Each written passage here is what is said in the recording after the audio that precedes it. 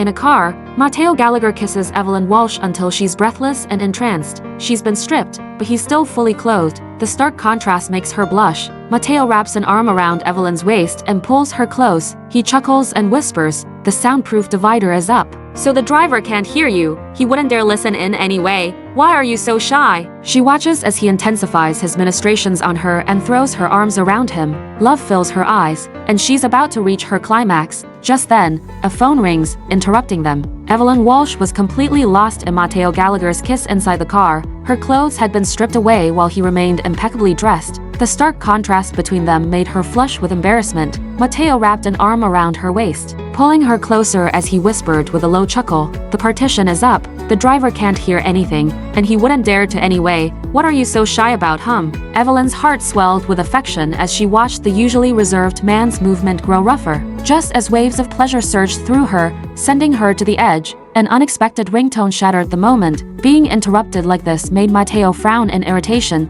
but when he saw the caller ID, he still answered, through her ragged breaths. Evelyn caught sight of the name on the screen. It was his closest friend, Alex Hall. "Matteo, have you lost your—" Matteo's expression darkened as he cut him off in perfect Haranese. "It's inconvenient now. Speak in Haranese." There was a deep inhale on the other end before Alex finally responded in Haranese. "Did you really get legally married to Rebecca? What are you thinking? Years ago, you went blind saving her, and she repaid you by leaving you at your lowest and running off with another man. She nearly ruined you, and now you're getting back together with her?" Evelyn's mind instantly translated the unfamiliar words. As she processed them, an unbearable chill spread through her body, making her feel like she had fallen into an ice-cold abyss. Matteo didn't notice her reaction. "If I don't marry her, the Pittman family will force her to wed some old man. I can't stand by and let that happen to her." "Then what about Evelyn? She was the one by your side when you were blind. She's been with you for years, loving you so much that she might as well have handed you her heart.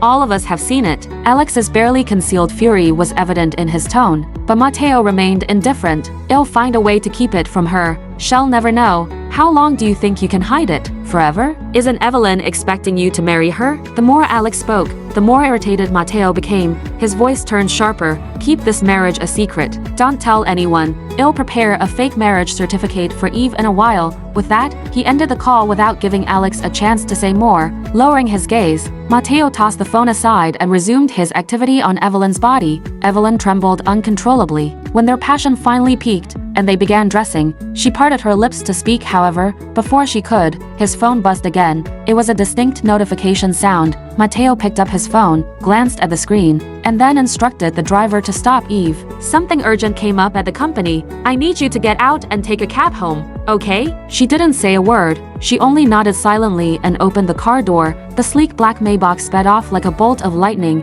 Standing on the sidewalk, Evelyn stared blankly at the busy street. Unable to hold back anymore, tears poured down her face. No one knew that she had already learned Haranese long ago, just to bridge the gap between her and Matteo, so she understood every single word he and Alex had exchanged. Each sentence echoed in her ears like a sharp dagger piercing her heart. Along with the shattering of her love, long-buried memories came rushing back. Matteo was born into wealth and power while she was the maid's daughter. That year, she had followed her mother into the Gallagher's grand mansion for the first time and saw him playing the piano in the sunlight. She had never heard such beautiful music before or seen such a breathtakingly handsome boy. With just one glance, Matteo's name became permanently etched in her heart. She never told anyone about the person she secretly loved. And it wasn't just because of the impossible gap between their social statuses, but also because she knew Matteo already had someone he loved. Her name was Rebecca Pittman. She was his childhood sweetheart. He had never hidden his feelings for her, treating her like the most precious treasure, keeping her close to his heart.